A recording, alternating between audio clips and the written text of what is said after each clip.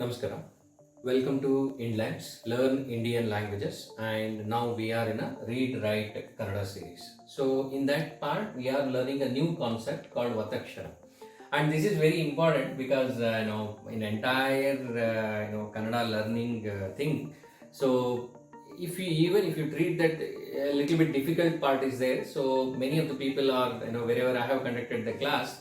So they felt that this is a little bit of a difficult part, so you have to give more focus on this, and this is very important also. Okay, without which you cannot write complete Kannada letters. Okay, or the words. Okay, not letters, words. Okay? Now, before I start actually these Vataksharas, so what are these Vataksharas? Let us understand the concept. Okay.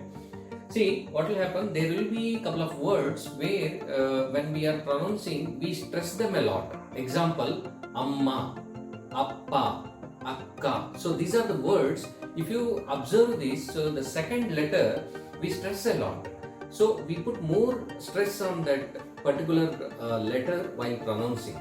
So for those type of a letter, so let us say I have to write Amma. So in English, what will I do? I just write in a plain single line. So there is nothing called as Ottakshara. Everything I will write it in the same line. But here you have to note one thing. In Kannada, if it is a main letter, if it is this box is a main letter. Okay. Now for this I have to write a Ottakshara. So always remember rule number one. Ottakshara will always come below the main letter.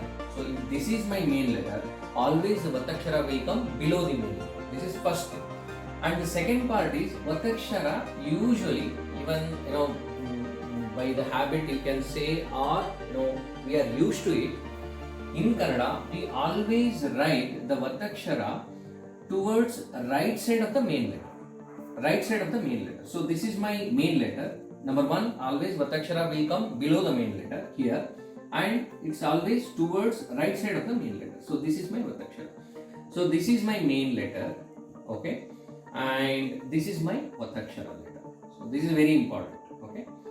And Ottakshara, let me write it completely, okay. And one main letter can have multiple Ottakshara. This is very important, okay. One main letter can have this and one more Ottakshara. Of course, all Ottaksharas. So, okay. I'll explain here. If one main letter is having only one Ottakshara, I'll write below to it.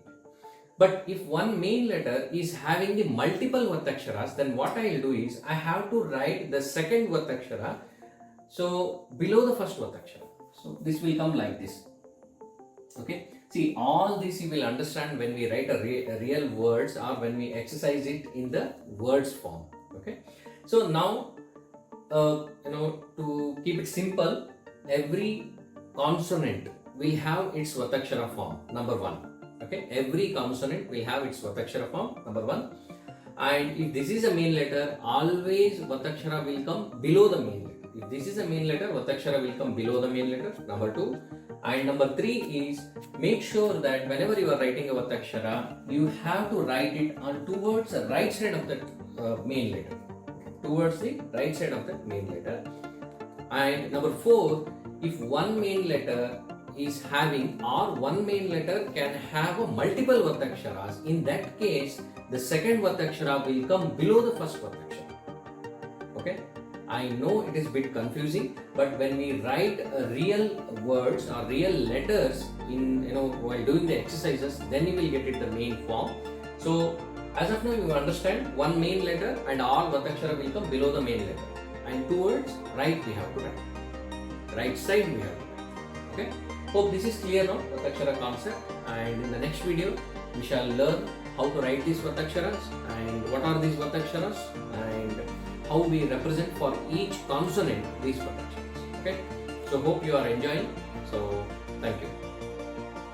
If you are interested to learn spoken Kannada, then I have written 3 books. Okay.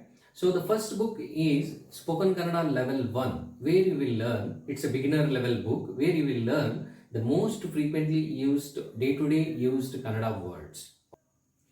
The second book is Spoken Kannada Level 2. It's an intermediary level book where you will learn how to frame sentences using the words that you have already learned in Spoken Kannada Level 1 book.